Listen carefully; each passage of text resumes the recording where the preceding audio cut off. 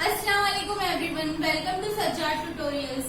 As you all know, Alhamdulillah, we have started online lectures since 2 months and now we have started for standard 5th to 8th also. Thanks for all your support and well wishes. Today we are here just because of you all. I would like to inform you all that the admission process has been started. You can all contact us or even meet us at our office timing. For any queries, you can contact us on the number given below. Lastly, I request you all to share our lectures as much as possible so that all can get benefit from it. Thank you. Geography lesson number 3, types. Both the photographs show the same places. In your textbook, figure 3.1a and 3.1b shows the same photographs of the same place.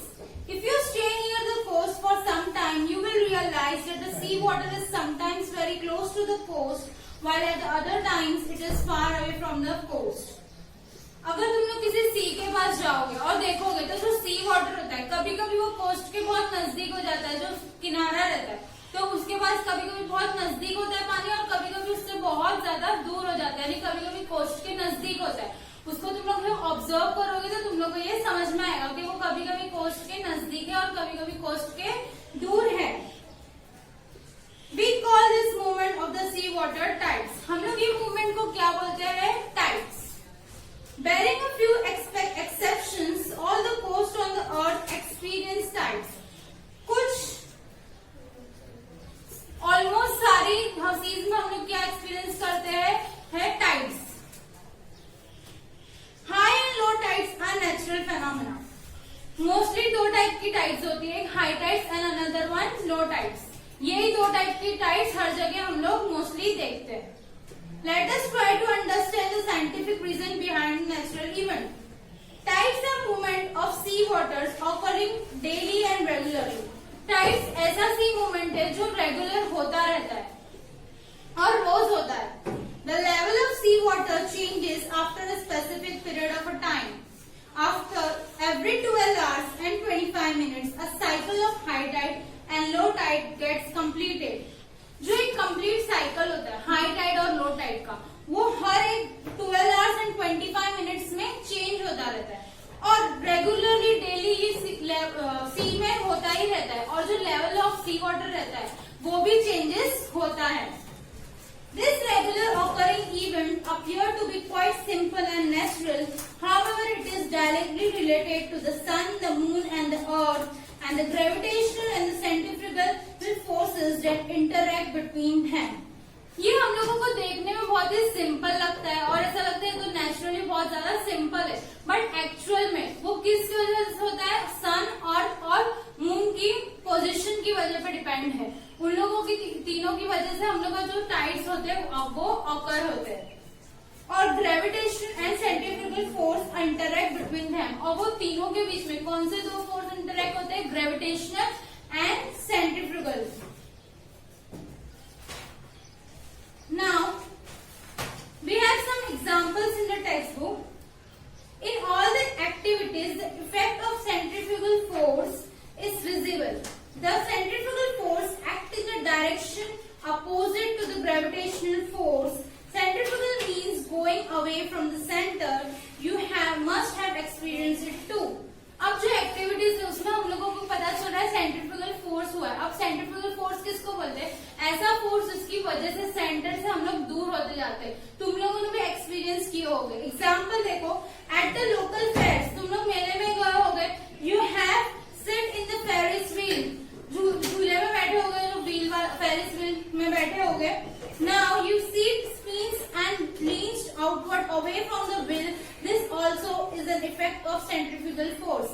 अब जब तुम लोग झूले में बैठते हो, आसमानी झूला बोलते हैं, जिस या नॉर्मल उसमें छोटा भी आता है, तो वो झूले में जब तुम लोग बैठते हो तो तुम लोग की सीट होती है वो ऐसे बाहर की साइड पे होती है. उड़ते हैं जैसे ही राउंड घूमते जाता है तो क्या होता है, तुम लोग की जो सीट होती है वो बाहर की साइड सेंटर से अपोजिट डायरेक्शन में जाती है, यानी बाहर की साइड ऐसा गोल घूमने के टाइम पे हो जाती है.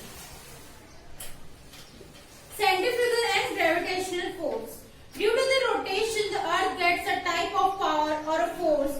This force walk away from the center, it is called centrifugal force. अब रोटेशन की वजह से अर्थ के पास एक टाइप फोर्स होती है, एक पावर होती है, और ये पावर क्या करती है, सेंटर के पास से जो भी हम लोगों को force work away from the centre, और ये जो फोर्स होता है वो सेंटर से दूर काम करता है, it is called centrifugal force. ऐसा फोर्स जो हम लोगों को सेंटर से दूर करे वो क्या होगा, centrifugal force. Due to this force any object on the earth will be thrown into the space. ये फोर्स की वजह से अर्थ का कोई भी ऑब्जेक्ट हम लोग स्पेस में थ्रो कर सकते हैं। However, the gravitational force is working toward the center of the earth at the same time. इसी तरह जो ग्रेविटेशनल फोर्स होता है वो क्या करता है, कोई भी ऑब्जेक्ट को अर्थ के सेंटर की तरफ खींचता है। This force is many times greater than the centrifugal force. जो ग्रेविटेशनल फोर्स रहता है उसके अंदर वो बहुत ज्यादा पावरफुल होता है as compared to centrifugal force. Hence, any object on the surface of the earth remain at the place where it exists. इसी की वजह से अर्थ पे जो भी ऑब्जेक्ट होता है वो वहीं रहता है जहाँ वो सेंट्रीफ्यूगल फोर्स की वजह से थ्रोन आउट नहीं होता है। वो ग्रेविटेशनल की फोर्स की वजह से वहीं एक ही जगह पे रहता है जहाँ वो रहता है, वो चेंज नहीं होती उसकी position. Now tides, the following factor are responsible for the occurrence of tide, the gravitational pull of the moon and the sun as well as that of the earth. Gravitational pull of moon, the earth and the sun, ये तीनों की एक वजह है कि काई की, tides की। Revolution of the earth around the sun and indirect revolution of the moon around the sun. Earth का रिवॉल्यूशन और मून का रिवॉल्यूशन, इनडायरेक्टली मून रिवॉल्व होता है अर्थ के, बट अर्थ किसके रिवॉल्व होता है, सन के, तो इनडायरेक्टली मून भी सन को रिवॉल्व कर रहा है। तो ये भी एक वजह होती है किसकी, टाइड्स की। Centrifugal force generated due to the rotation of the earth, earth के रोटेशन की वजह से कौन सा फोर्स जनरेट होता है, सेंट्रीफ्यूगल फोर्स। तो ये भी एक रीजन है किसका, टाइड्स का। The moon is closer to the earth than the sun, hence its gravitational force become more effective than that of the sun. जो मून है वो क्या है, अर्थ के सबसे क्लोज क्या है, मून है, उसके बाद सन है। तो जो मून का ग्रेविटेशन है वो ज्यादा इफेक्ट करता है अर्थ को as compare to sun's gravitational force. Tides occur due to the relative position of the moon, the sun and the earth. Tides किसकी वजह से occur होता है, पोजीशन पे। किसकी position, the sun, the moon and the earth, लोगों की positions पे डिपेंड है क्या, tides. A place on the earth located at the opposite point of the place experiencing high or low tide also experience high or low tide respectively at the same time.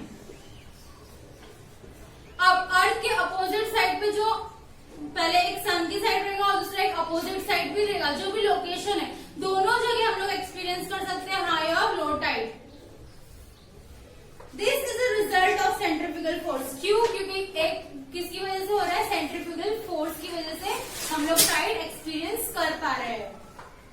And see figure 3.6 and try to understand the location of high and low tide of the earth. 3.6 की मदद से हम लोग high Tide और low Tide को study कर सकते हैं। फिगर 3.6 में तुम लोगों को एक्सप्लेनेशन दिया हुआ है।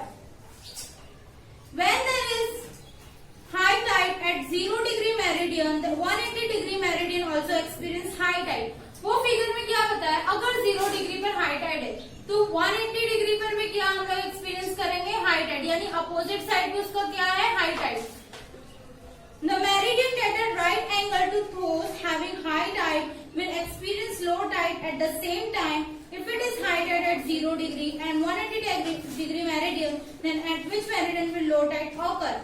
अब जो मेरिडियन है, जो राइट एंगल पे ऊपर की साइड पे और नीचे की साइड, वहां दोनों जगह क्या होगा, लो टाइड। अगर 0 डिग्री और 180 डिग्री पे क्या है, हाई टाइड। सेम में अगर 0 डिग्री और 180 डिग्री पे लो टाइड है, जो मेरिडियंस है वो राइट एंगल पे 90 डिग्री पे, उधर क्या होगा, हाई टाइड। अगर यहाँ लो टाइड है तो वहां क्या होगा, हाई टाइड। और अगर 0 डिग्री पे हाई टाइड है तो 90 डिग्री पे क्या होगा, low tide. So here I will stop my lecture.